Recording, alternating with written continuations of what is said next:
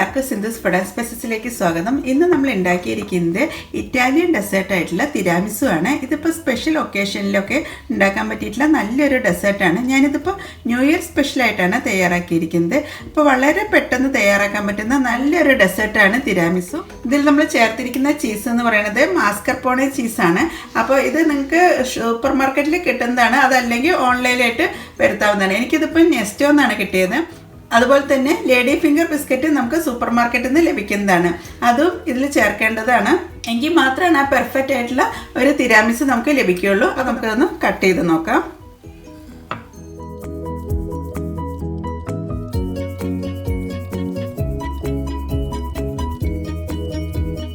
അപ്പോൾ ഇറ്റാലിയൻ തിരാമിസ് നമുക്ക് എങ്ങനെയാണ് തയ്യാറാക്കുന്നതെന്ന് നോക്കാം. അപ്പോൾ അതിനുവേണ്ടി ആദ്യം ഒരു സ്ട്രോങ് കോഫിയാണ് തയ്യാറാക്കേണ്ടത്. അപ്പോൾ അതിനുവേണ്ടി ഞാൻ 1 കപ്പ് വെള്ളമാണ് ഇതിലേക്ക് ചേർക്കുന്നത്. പിന്നെ ഒരു 1/4 കപ്പ്, അങ്ങനെ 1/4 കപ്പ് വെള്ളത്തിലാണ് നമ്മൾ ഈ സ്ട്രോങ് കോഫി തയ്യാറാക്കുന്നത്. ഇനി നമുക്കിതിലേക്ക് ഒരു 3 ടേബിൾ സ്പൂൺ പഞ്ചസാരയാണ് ചേർക്കുന്നത്.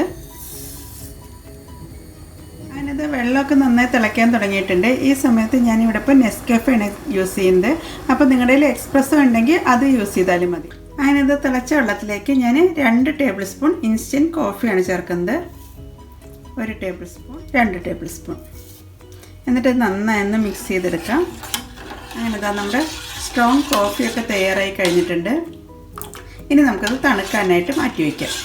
ഇനി നമുക്ക് മുട്ടയൊന്ന് ബീറ്റ് ചെയ്തെടുക്കണം. അപ്പോൾ അതിന് വേണ്ടിയിട്ട് മുട്ടയുടെ യോക്കാണ് വേണ്ടത്. എഗ് വൈറ്റ് നമുക്ക് ഇതിൽ നിന്ന് സെപ്പറേറ്റ് ചെയ്തെടുക്കാം. ഞാനിപ്പോൾ ഇതിലേക്ക് 4 എഗ് യോക്കാണ് ചേർക്കുന്നത്. ഇതുപോലെ നമുക്ക് ഓരോ എഗ് യോക്കായിട്ട് മാറ്റിയെടുക്കാം. രണ്ടാമത്തെ എഗ് യോക്ക്, മൂന്നാമത്തെ യോക്ക്. ഇനി നമുക്ക് ഈ എഗ് യോക്കിലേക്ക് 1/4 കപ്പ് പഞ്ചസാരയാണ് ചേർക്കുന്നത്. ഇത് പൊടിക്കാത്ത പഞ്ചസാര തന്നെയാണ്. ഞാനിവിടെ ഇപ്പോൾ ഒരു വിസ്ക് ഉപയോഗിച്ചിട്ടാണ് ഇത് നന്നായി ഒന്ന് മിക്സ് ചെയ്തെടുക്കുന്നത്.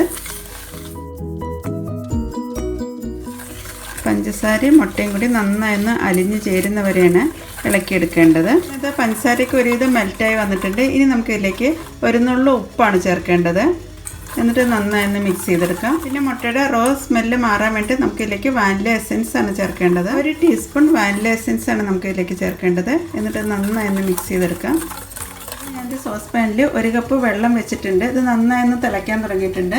ഈ സമയത്താണ് നമ്മൾ നേരത്തെ മിക്സ് ചെയ്ത് വെച്ചിട്ടുള്ള എഗ്ഗിൻ്റെ മിക്സ് ഇതിന് മുകളിൽ വെച്ച ശേഷം ഡബിൾ ബോയിൽ മെത്തേഡിലൂടെ നമുക്കത് നന്നായൊന്ന് ഇളക്കി യോജിപ്പിക്കാം. പഞ്ചസാരയൊക്കെ ഒന്ന് മെൽറ്റായി വരും ചെയ്യും. ഒരു ക്രീമി ടെക്സ്ചറിലേക്ക് മാറുന്ന രീതിയിലേക്കാണ് നമുക്കിതൊന്ന് മെൽറ്റാക്കി എടുക്കേണ്ടത്.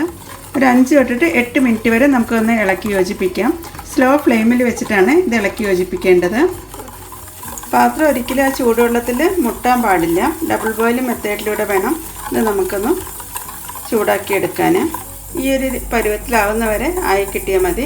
ഇനി നമുക്കത് അടുപ്പിൽ നിന്ന് എടുത്തു മാറ്റാം. നമുക്ക് വിപ്പിംഗ് ക്രീം ഒന്ന് ബ്ലെൻഡ് ചെയ്തെടുക്കാം. അതിനുവേണ്ടി ഞാനിവിടെ ഇപ്പോൾ 1 കപ്പ് തണുത്ത വിപ്പിംഗ് ക്രീമാണ് എടുത്തിരിക്കുന്നത്.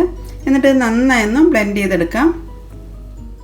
സ്ലോ ആയിട്ട് വേണം ബീറ്റ് ചെയ്ത് തുടങ്ങാൻ. അതിന് ശേഷം വേണം ഹൈ സ്പീഡിലേക്ക് ബീറ്റ് ചെയ്യാൻ. ഈ ഒരു രീതിയിലാവുന്നവരെയാണ് നമുക്ക് ബ്ലെൻഡ് ചെയ്തെടുക്കേണ്ടത്. കൂടുതൽ ബ്ലെൻഡ് ചെയ്ത് കഴിഞ്ഞിട്ടുണ്ടെങ്കിൽ അത് പിരിഞ്ഞു പോവുകയുള്ളൂ. അപ്പോൾ അത് ഈ ഒരു കൺസിസ്റ്റൻസി ആകുമ്പോൾ നമുക്കത് സ്റ്റോപ്പ് ചെയ്യാം. അങ്ങനെ നമ്മുടെ എഗ് യോക്കൊക്കെ നന്നായി തണുത്ത് വന്നിട്ടുണ്ട്. നമുക്കൊന്ന് ബ്ലെൻഡ് ചെയ്തെടുക്കാം. അങ്ങനെ നമ്മുടെ എഗ് യോക്കൊക്കെ നന്നായി ഒന്ന് ബ്ലെൻഡ് ചെയ്തെടുത്തിട്ടുണ്ട്. ഇനി നമുക്കിതിലേക്ക് ചേർക്കേണ്ടത് മാസ്കർപോണെ ചീസാണ്. അപ്പോൾ ഇതാണ് മാസ്കർപോണെ ചീസ്. ഇതാണ് തിരാമിസുവിലേക്ക് വേണ്ടി ചേർക്കേണ്ടത്. ഇത് ചേർത്താലാണ് പെർഫെക്റ്റ് ആയിട്ടുള്ള ടേസ്റ്റ് കിട്ടുകയുള്ളൂ. അപ്പോൾ നമുക്ക് റൂം ടെമ്പറേച്ചറിലുള്ള മാസ്കർപോണെ ചീസ് നമുക്ക് ഇതിലേക്ക് ചേർത്ത് ഒന്ന് ബ്ലെൻഡ് ചെയ്തെടുക്കാം. ഇതിപ്പോൾ 250 ഗ്രാമാണ്. ഇത് കംപ്ലീറ്റ് നമുക്ക് ഇതിലേക്ക് ചേർക്കണം. പ്രത്യേകം ശ്രദ്ധിക്കണം, റൂം ടെമ്പറേച്ചറിലാണെങ്കിൽ മാത്രമാണ് നമുക്കത് നന്നായിട്ടൊന്ന് ബ്ലെൻഡ് ചെയ്തെടുക്കാൻ പറ്റുള്ളൂ. ഇനി നമുക്ക് ഈ മാസ്കർപോണെ ചീസും കൂടി ചേർത്ത ശേഷം നന്നായി ഒന്ന് ബ്ലെൻഡ് ചെയ്തെടുക്കാം. അതിൻ്റെ ചീസും എഗ് യോക്കൊക്കെ നന്നായി മിക്സായി വന്നിട്ടുണ്ട്. ഈ സമയത്ത് നിങ്ങൾ മധുരം ഒന്ന് ടേസ്റ്റ് ചെയ്ത് നോക്കുക, കറക്റ്റ് തന്നെയാണോ എന്നുള്ളത് നോക്കുക. അതല്ലെങ്കിൽ ഈ സമയത്ത് നമുക്ക് പൊടിച്ച് പഞ്ചസാര ചേർത്ത് ഒന്ന് മിക്സ് ചെയ്തെടുത്താൽ മതി. ഇനി നമുക്കിത് വിപ്പിംഗ് ക്രീമുമായിട്ട് നന്നായി ഒന്ന് ഫോൾഡ് ചെയ്തെടുക്കാം. ഞാനിപ്പോൾ വിപ്പിംഗ് ക്രീമിലേക്കാണ് നേരത്തെ ബ്ലെൻഡ് ചെയ്ത് വെച്ചിട്ടുള്ള ക്രീമും എഗ് യോക്കും ഉള്ള മിക്സ് ചേർക്കുന്നത്. അപ്പോൾ കുറേശ്ശെയായിട്ട് എടുത്ത ശേഷം ഫോൾഡ് ചെയ്തെടുത്താൽ മതി. അപ്പോൾ എൻ്റെ കയ്യിൽ പാത്രം വിപ്പിംഗ് ക്രീം ഉള്ള പാത്രമാണ്, വലിയ പാത്രം. അപ്പോൾ അതുകൊണ്ടാണ് ഞാനിപ്പോൾ ഇങ്ങനെ ചെയ്യുന്നത്. അങ്ങനെ ഇതാ വിപ്പിംഗ് ക്രീമും എഗ്ഗും ചീസും ഒക്കെ നന്നായി ഫോൾഡ് ചെയ്ത് വന്നിട്ടുണ്ട്. ഇനി നമുക്ക് തിരാമിസ് ഒന്ന് സെറ്റ് ചെയ്തെടുക്കാം. അപ്പോൾ തിരാമിസ് തയ്യാറാക്കാൻ വേണ്ടി എടുക്കുന്ന ബിസ്ക്കറ്റ് എന്ന് പറയുന്നത് ലേഡി ഫിംഗർ ബിസ്ക്കറ്റാണ്. ഈ ഒരു രീതിയിലാണ് നമുക്ക് ബിസ്ക്കറ്റ് കിട്ടുന്നത്. അപ്പോൾ ഇത് വെച്ചിട്ടാണ് നമ്മൾ തിരാമിസ് തയ്യാറാക്കേണ്ടത്. പാക്കറ്റ് എന്ന് പറയുന്നത് 400 ഗ്രാമിൻ്റെയാണ്. അപ്പോൾ ഇതിനകത്ത് 100 ഗ്രാമിൻ്റെ 4 പാക്കറ്റാണ് ഉണ്ടായിരിക്കുക. തിരാമിസ് സെറ്റ് ചെയ്യാൻ വേണ്ടി ഒരു പുഡിംഗ് ട്രേ എടുത്തിട്ടുണ്ട്. ഇനി നമുക്കിതിലേക്ക് ഡിപ്പ് ചെയ്യാനുള്ള കോഫിയൊക്കെ നന്നായി തണുത്തിട്ടുണ്ട്. ഇതിലേക്ക് വേണമെങ്കിൽ ലിക്കറൊക്കെ ചേർക്കാറുണ്ട്, പക്ഷേ ഞാനിപ്പോൾ അതൊന്നും ചേർക്കാതെയാണ് തയ്യാറാക്കുന്നത്. ഓരോരോ ബിസ്ക്കറ്റായിട്ട് നമുക്ക് ഈ കോഫിയിലൊന്ന് ഡിപ്പ് ചെയ്തെടുക്കാം. പെട്ടെന്ന് തന്നെ ഡിപ്പ് ചെയ്തെടുക്കണം, അല്ലെങ്കിൽ അത് കുതിർന്ന് പെട്ടെന്ന് തന്നെ പൊടിഞ്ഞു പോകുന്നതാണ്. ഇനി നമുക്ക് ഓരോ ബിസ്ക്കറ്റും കോഫിയിലൊന്ന് ഡിപ്പ് ചെയ്ത ശേഷം നിരത്തി വയ്ക്കാം. അങ്ങനെ ഇതാ ബിസ്ക്കറ്റിൻ്റെ ഫസ്റ്റ് ലെയർ വെച്ചിട്ടുണ്ട്. ഇനി നമുക്ക് ഇതിലേക്ക് ബ്ലെൻഡ് ചെയ്ത് വെച്ചിട്ടുള്ള ക്രീമാണ് ചേർക്കേണ്ടത്. ഇത് നമുക്ക് സെക്കൻഡ് ലെയർ ആയിട്ട് ചേർക്കാം.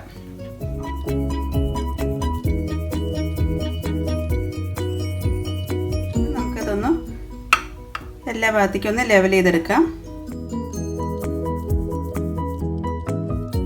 അതിനുശേഷം സെക്കൻഡ് ലെയർ നമുക്ക് ഇതിൻ്റെ മുകളിലേക്ക് ബിസ്ക്കറ്റ് വെക്കാം.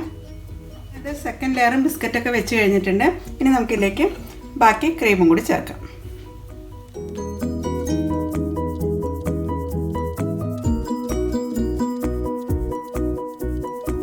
ഏറ്റവും ലാസ്റ്റായിട്ട് നമുക്ക് ഈ ക്രീം ഒന്ന് ലെവൽ ചെയ്തെടുക്കാം. അതിനകത്ത് വിപ്പിംഗ് ക്രീം എല്ലാം ലെവൽ ചെയ്ത് വെച്ചിട്ടുണ്ട്. ഇനി നമുക്കിത് ഓവർനൈറ്റ് അതല്ലെങ്കിൽ 6 തൊട്ടിട്ട് ഒരു 8 മണിക്കൂർ വരെ നമുക്ക് ഫ്രിഡ്ജിലാണ് വെക്കേണ്ടത്, ഫ്രീസറിലല്ല. അതിനകത്ത് ഒരു ക്ലീൻ റാപ്പ് വെച്ചൊന്ന് കവർ ചെയ്യുന്നുണ്ട്.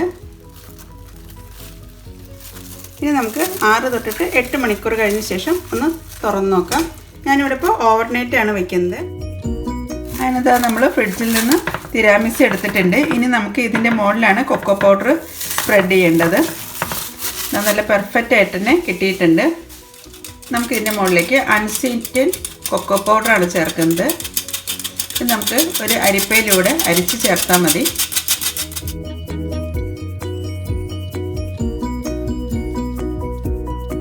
അപ്പോൾ നമുക്കതൊന്ന് കട്ട് ചെയ്ത് നോക്കാം. ഇതിപ്പോൾ ഞാൻ ഓവർനൈറ്റ് ആയിരുന്നു ഫ്രിഡ്ജിൽ വെച്ചിട്ടുണ്ടായിരുന്നത്. ഇനി അതുമായിട്ട് വന്നിട്ടില്ലെങ്കിൽ ഒരു 5 മിനിറ്റ് നേരം ഫ്രീസറിലൊന്ന് വെച്ച് കഴിഞ്ഞിട്ടുണ്ടെങ്കിലും കറക്റ്റായിട്ട് തന്നെ നമുക്ക് കട്ട് ചെയ്തെടുക്കാൻ പറ്റുന്നതാണ്. അപ്പോൾ നമുക്കിതൊരു സ്ക്വയർ പീസായിട്ടാണ് കട്ട് ചെയ്തെടുക്കുന്നത്. ഗസ്റ്റ് വരുമ്പോഴോ അതല്ലെങ്കിൽ ബർത്ത്ഡേ പാർട്ടിയൊക്കെ നടക്കുമ്പോഴോ ഒക്കെ ഉണ്ടാക്കാൻ പറ്റിയിട്ടുള്ള നല്ലൊരു ഇറ്റാലിയൻ ഡെസേർട്ടാണിത്. അപ്പോൾ നിങ്ങൾ ഇതുവരെ ഈ ഒരു രീതിയിൽ ട്രൈ ചെയ്തിട്ടില്ലെങ്കിൽ ഇതൊന്ന് ട്രൈ ചെയ്ത ശേഷം ഫീഡ്ബാക്ക് തരാൻ മറക്കരുത്. കൂടാതെ നിങ്ങൾ എൻ്റെ ചാനൽ ഇതുവരെ സബ്സ്ക്രൈബ് ചെയ്യാതെയാണ് കാണുന്നെങ്കിൽ സബ്സ്ക്രൈബ് ചെയ്യാനും ഈ വീഡിയോ ഇഷ്ടപ്പെടുകയാണെങ്കിൽ ലൈക്ക് ചെയ്യാനും കമൻറ്റ് ചെയ്യാനും അതുപോലെ ഫാമിലിക്കും ഫ്രണ്ട്സിനും ഷെയർ ചെയ്യാനും മറക്കരുത്. Thank you. അപ്പോൾ അതാ ഈ ഒരു രീതിയിലാണ് നമ്മൾ കട്ട് ചെയ്തെടുത്തിരിക്കുന്നത്. അപ്പോൾ എല്ലാവരും ഇതുപോലെ ഒന്ന് ട്രൈ ചെയ്ത ശേഷം ഫീഡ്ബാക്ക് തരാൻ മറക്കരുത്. Thank you.